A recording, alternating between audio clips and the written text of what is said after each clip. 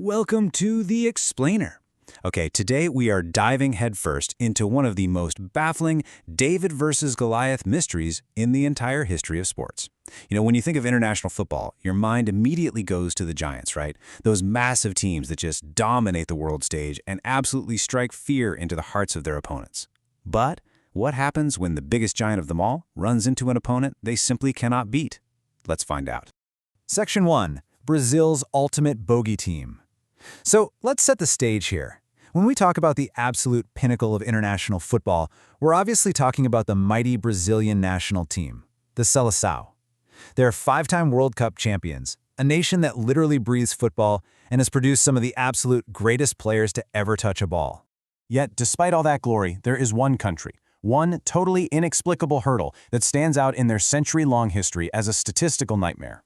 The exact number of times Brazil has managed to defeat today's mystery country? 0. That's right, 0. Across decades of international football, playing through totally different eras of legendary superstars, the absolute kings of the sport have a 0% win rate against this specific opponent. It's crazy.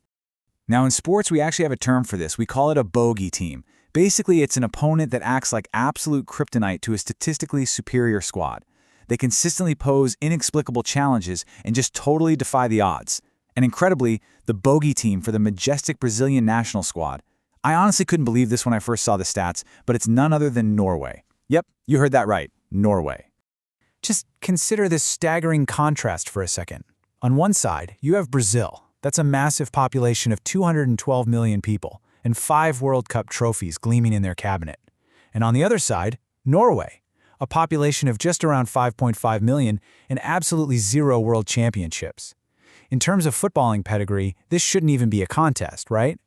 This massive contrast is exactly why this statistical anomaly is just completely mind-blowing. It absolutely defies modern statistical modeling in sports. Let's look at the hard data here. The historical match record between these two nations consists of exactly 4 meetings. Back in 1986, they fought to a draw. Then, in a 1997 friendly, Norway completely stunned Brazil with a 4-2 victory. Next up was the incredibly high-stakes 1998 World Cup clash, where Norway won again, 2-1. And finally, they met in 2006, resulting in another draw. So, that's 2 wins and 2 draws for Norway. Defying all the odds, they remain entirely undefeated against the Seleção. No way, right? Section 2. Elite Syrian, forging Norwegian talent. Okay, so where does this giant-slaying Norwegian strength actually come from? Well, to understand that, we need to travel back in time and look at their domestic football roots, which really forged this deeply resilient, hard-working mentality. You see, Norway's top-flight league didn't just pop up out of nowhere. It actually had a highly structured evolution. It started way back in 1937 as the Norge Syrian, and then it slowly transformed through the decades into what we know today as the Elite Syrian. This slow, methodical organization of domestic football is exactly what paved the way for developing world-class international talent down the line. Now, what's really interesting about this evolution is that one specific club absolutely dominated, Rosenborg, with an incredible 26 titles, which is just way ahead of rivals like Fredrikstad and Viking, who only have 9 each. They created this incredibly ruthless culture of winning. Particularly in the 1990s, Rosenborg really shaped a generation of hardened, fearless winners who were not intimidated by the bigger names across Europe. But the really crucial turning point is that the Norwegian top flight turned fully professional in 1992. And this wasn't just some fancy label change. It fundamentally shifted the training, the tactics, and the sheer grit of the players. This professionalization created the perfect crucible, ultimately forging a squad of athletes who would very soon go on to absolutely shock the entire world. Section 3, 1998, the Golden Generation. And that brings us right to the World Cup in France, where Norway's finest cohort arrived for their ultimate test on the grandest global stage.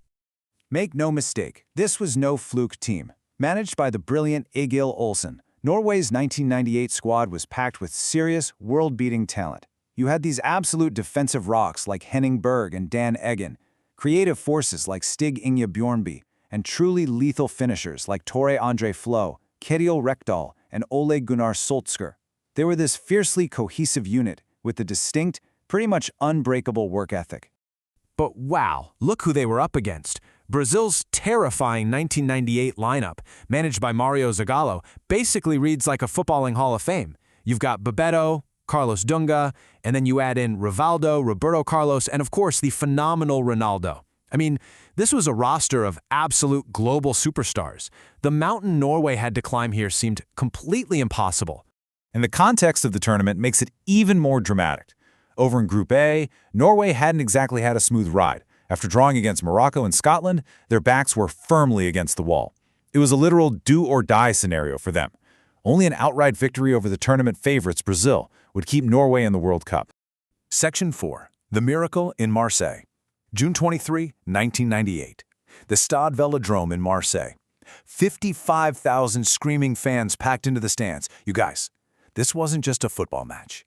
It was an epic, historic battle about to unfold right on the pitch. The timeline of how this late game played out is just pure, frantic, cinematic drama. After over 70 minutes of really intense, completely scoreless tension, Brazil's Bebeto finally broke the deadlock with a header. At that moment, Norway was on the absolute brink of elimination. But then, right in the 83rd minute, Torre Andre Flo brilliantly bypasses Junior Baiano and fires an equalizer past the Brazilian keeper, Taffarel. Suddenly, the momentum completely shifts. And then comes the 89th minute. Absolute heart-stopping controversy. Flo goes down in the box under a massive challenge from Baiano. U.S. referee S.A. Baharmust immediately points to the spot. Despite furious protests from the Brazilian players, the decision stands. Up steps Kitil Rectile. With the weight of his entire nation resting entirely on his shoulders, he ice-coldly slots the penalty into the right corner. 2-1 Norway. The miracle is literally complete. Section 5. 2026. The rematch awaits. Fast forward with us to the present day. Shockingly enough, Norway hasn't been back to a World Cup since that incredible high. Well, until now. And this brilliantly illustrates where we are today. Brazil and Norway are set to collide once again. This time, they'll be under the bright lights of MetLife Stadium in New York for the 2026 World Cup Round of 16. It's a 28-year reunion that honestly feels almost scripted by destiny. But, the dynamic has definitely shifted this time around. Brazilian journalists are openly noting some serious current anxieties. Brazil is missing key players like Neymar, Rafinha, and Paqueta, leaving a pretty massive burden on Vinicius Jr. Meanwhile, Norway arrives armed with absolute global superstars that Brazil currently lacks, namely the totally unstoppable Erling Haaland and midfield maestro Martin Odegaard. The psychological weight of this match going into 2026 is just immense. Just listen to this quote from Norwegian journalist Steven Starnarsson. He said, "We declare loudly, we are the only country in the world that has never lost to Brazil. It was destined that we would meet Brazil again." The incredible national pride and the sheer magnitude of this statistical anomaly are hanging so heavily over this upcoming clash. So, what does this all mean for us as fans?